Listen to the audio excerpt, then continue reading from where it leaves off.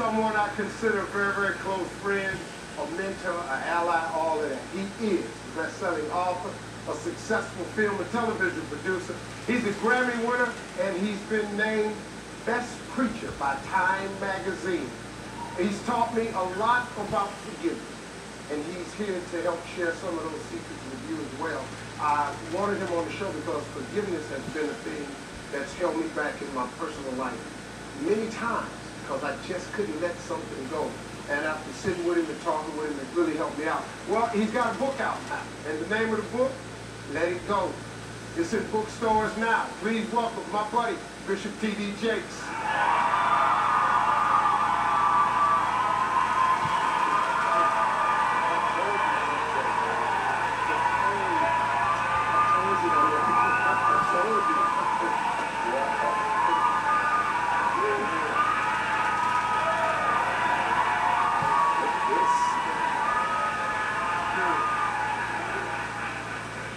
Well, let's get to it, my friend. All right. What inspired you to write this book? You know, so many people have written to me and given me emails and things like that saying that they really struggle in this area. And even in my own life, when I would recite something as simple as the Lord's Prayer, forgive us of our trespasses as we forgive those who trespass against us, I thought, do you really want God to treat you like you treat other people? And it opened up a big conversation in my heart and in my life about forgiveness and how important it is that we achieve that in every area of our lives. Okay. What is forgiveness? I think the thing, it is not forgetting. You're not asking for amnesia. What you really want to do, you know, that's too much to ask for. But to take the pain out of it, to take the terror out of it, to get to the point that the person's presence or image doesn't get the kind of reaction out of you that it wants you to get, is freeing yourself from the slavery of being stuck to an incident that you need to renounce as being over. What is the process to forgiveness? How do you start the process to forgive? I think it's just the same thing you would do with accounting. You have to balance the books. You have to come to a conclusion about your life or you're going to be miserable all of your life. And in the process of balancing the books, you have to get an understanding of not only of your situation, because a lot of times unforgiveness is a very selfish thing. It's based on what happened to you. You also have to understand that this person may not be able to give you what they didn't have. Just because you wanted it and even had a right to get it doesn't mean that I have it in the warehouse of my personality to complete the inventory of your needs. You understand what I'm saying? Yeah. Okay. So a lot of times we have to forgive people for being defective in an area that we are quite successful. And if you do that, you create an opening and an opportunity for people to forgive you, because though you may be strong in, say for instance, your work ethic, you may not be strong in your personal relationship skills. And if you learn how to forgive people for not being strong where you may be strong, then maybe people can learn how to forgive you in areas of your own deficiency. You can't conceive being forgiven until you learn how to forgive.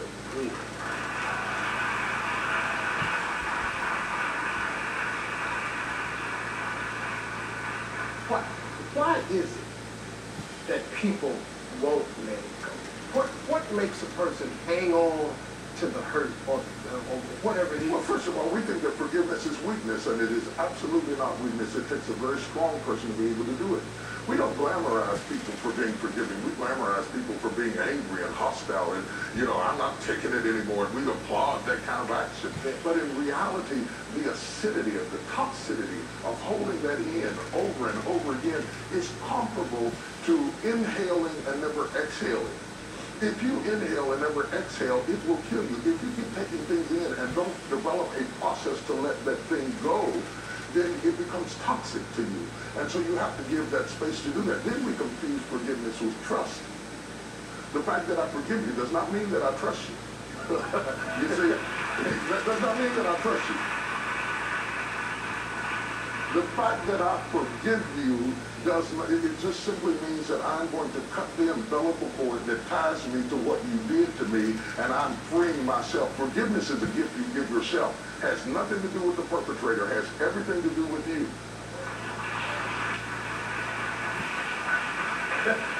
Man, I'm sorry about that. I know he's a bishop, but sometimes I just don't know nothing else. I don't know nothing else to do. Hey, listen, we're going to talk more about this when we come back. Don't go away. This is really good. Really good. We're back with Bishop T.D. Jakes talking about one of the hardest yet most healing aspects of the human condition, and that is the power of forgiveness. We're also joined by Christy. This is a young woman who's struggling with forgiveness in her own life. Hi, Christy. How are you? How you doing, Steve? Okay. Who is it that you're struggling to forgive? My mother, because she abandoned me when I was 5 years old. She left me with her boyfriend.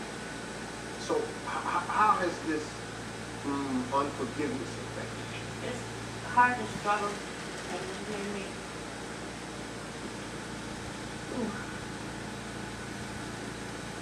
I made some mistakes in my life. Do you have a relationship with your mother now?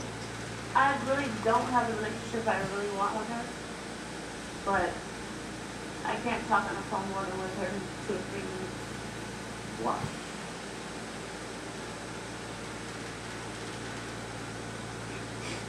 Because I need to ask her questions and it's hard. Okay, Bishop, when you see someone or you meet someone like Christy who has a pain this deep and is dealing with this type of issue, what's the process for her? How do you... First of all, Christy needs to understand you have every justifiable right as a child going back to 5 years old to expect and need the nurturing and affirmation of your mom. There was nothing wrong with you. You cannot personalize her pain and make it your pain. The failure is not with you. There's an issue going on in her life that has caused this problem to be. The first thing that comes out of her mouth is, I have questions I need to have answered. I encourage you to find a way to broach those subjects with her while you have her. Because the day may come that she may not be there to answer those questions. And so if you can't bring yourself to talk about it, write about it. You can't control where you've been, but you can change where you're going.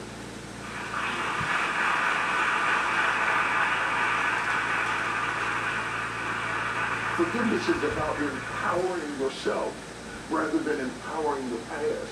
It is about taking control of your life again. If you leave your life on home waiting on her, then the power is over there. When you take it back, you bring the power to yourself and say, guess what? I've been hurt, I've been violated, I've been mistreated, but I survived. There's still a person here. I made it. Scars, bruises, and all. I'm still here. And I am a force to be reckoned with, and start planning where you're going with the rest of your life. Am I talking to you? Yeah. Chris, let me ask you a question. Tell me off the top of your head, tell me 4 things that's right about you right now. Well, I just recently graduated high school. I'm 32, and I'm also in recovery, and I'm also going to college. Excellent. So I'm moving forward in my life. Celebrate yourself, young lady. You got it going on. Oh, she talking with you. Hey, Chris, thank you very much for sharing that with us right here. And you got it. You got it. You're here. You look well. Congratulations much on success with your recovery. And thank you for coming and sharing. And Bishop Jakes, what can I tell you? I love you, man. Listen, everybody. The book is called Let It Go. Forgive so you can be forgiven. And everyone in the audience today is getting a copy of the book for yourself.